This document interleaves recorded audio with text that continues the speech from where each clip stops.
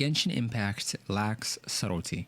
Now, I've played a variety of different games, specifically different gacha games, and many of these games come with their own set of drawbacks and pros, and I do enjoy Genshin Impact for what it is. I have a fun time with the game. But something I like to mention is that I'm an individual who really likes story. I like characters. I love graphical style, lore, and everything else, but I feel like the characters are usually the main draw, both on what you summon for and how they perform in combat. And Genshin takes an odd approach. Because of the open world design, you're capable of seeing and listening to IO animations, open world animations, and open world voice lines, which refers to the weather or other characters or specific situations. You have voice lines that play when elemental scales and bursts are used, and these are only in 4 languages, but they're very, very unique and very, very interesting.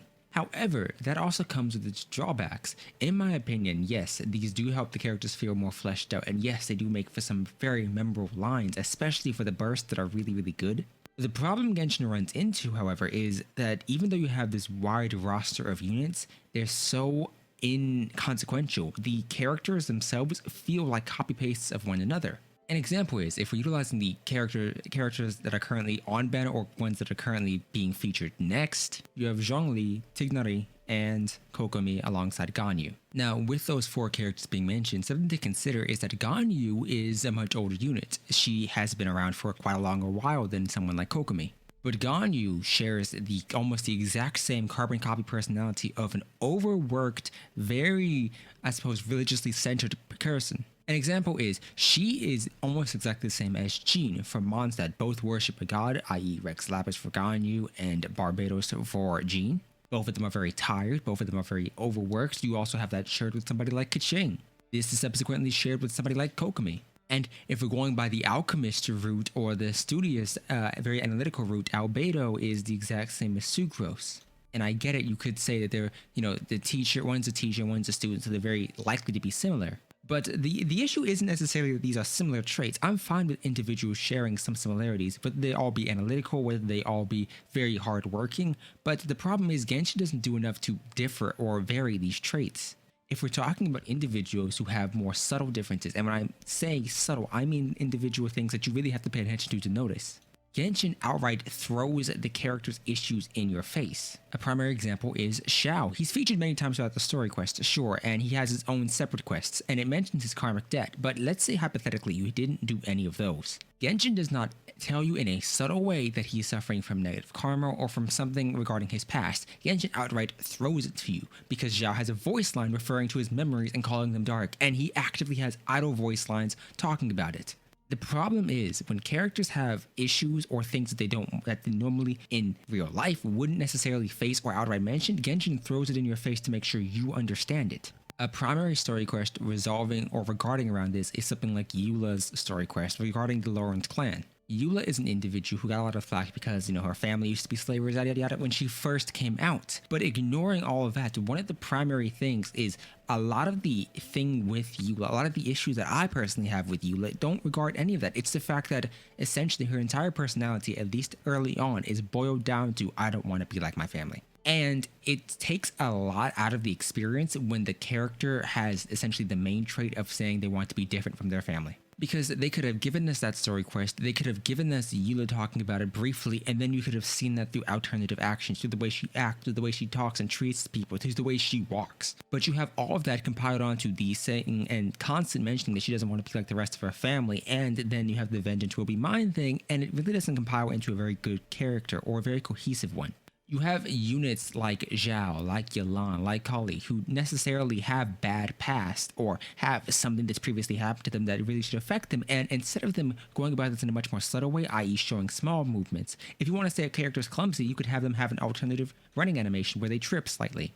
You could have them appear more clumsy when they throw something out. Those are much more subtle motions that you would have to actively pay attention to notice, but instead Genshin takes the route of outright objectively stating these. If you were able to look at Yelan and say, oh yeah, she could be suffering through survivor's guilt, or have that going with her as a character trait, cool, but Genshin instead decides we're going to throw this at you with Yanfei mentioning it directly in the quest.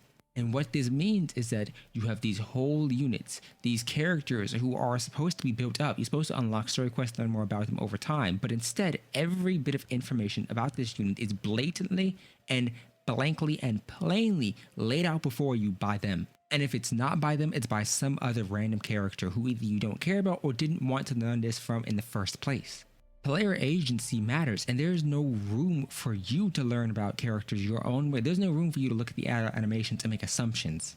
If we're boiling individuals down to personality traits, you have Zhao, Yelan, and Kali who all have darker pasts. You have your Mia, who is basically a carbon copy of the bright and happy-go-lucky personality of Amber, who also has that same personality shared with Zhang Ling, who has that same personality shared with Bennett. You have 3 separate Archons, Raiden, Morax, and Barbados. All of these Archons really just act the same, old and sad. And they don't get much more nuance than that. Yeah, you have the occasional time where Zhongli will run around telling you historical stories, but what do you actively know about this character as a person? What do you know about Venti? What do you know about Raiden? If you take away the, oh, one of them's missing their sister, i.e. Raiden, oh, Venti fought for Mondstadt's freedom and his friend is dead, oh, Zhongli's friends are dead, what do you have beyond that? And I know and I understand that, yes, you could look at the idle voice lines, and I'm talking about those. I like those voice lines. They add more to the character, but Genshin doesn't do enough to make that character feel like a legitimate character that they put effort into, feel like a legitimate person. And if Genshin's going to go this far to attempt to make them feel like actual people, they need to go further to make them have subtle differences. Ganyu, Jean, Keqing, Kujo Sara, they should all not share the same personality. They could have similar traits, but different personalities. So I think Genshin lacks subtlety. I think it's ruined a lot of units. I think if Yoimiya had differences from Amber and had differences from Zhang Ling, then yeah, and I understand the slight differences, but realistically, it's basically just the voice line is differently worded.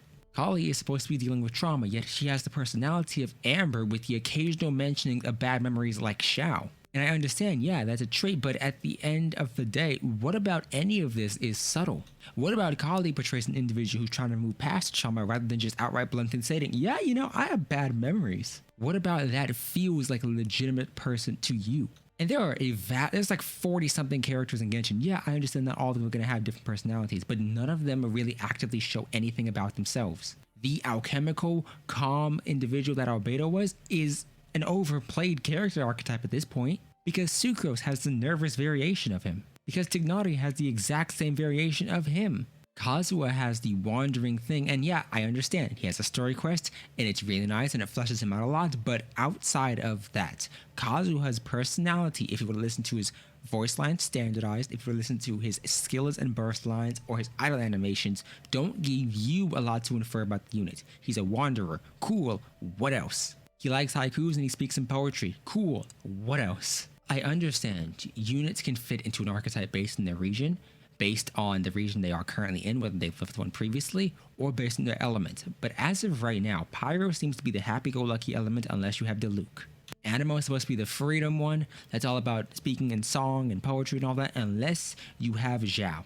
Geo is supposed to be the very hard-working element unless you're talking about Ito, who has a much more nonsensical personality compared to others. And I understand that that can really play into it, but you could have other ways of subtly showing this. Hey, if Ning Wang's a businesswoman, maybe have her be a very outgoing person, but then behind closed doors, she's much more stern.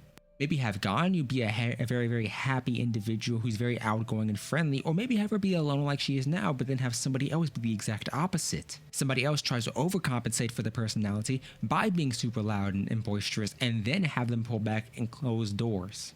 Genshin inherently lacks any form of subtlety, and in my opinion, it drags down the rest of the characters as a result. But tell me what you think. Who are your favorite units? Do you think Genshin has no problem with subtlety and the characters are fine? I'd love to hear them down below. Consider commenting, liking, and subscribing, and hey, I hope to see you next time. Goodbye.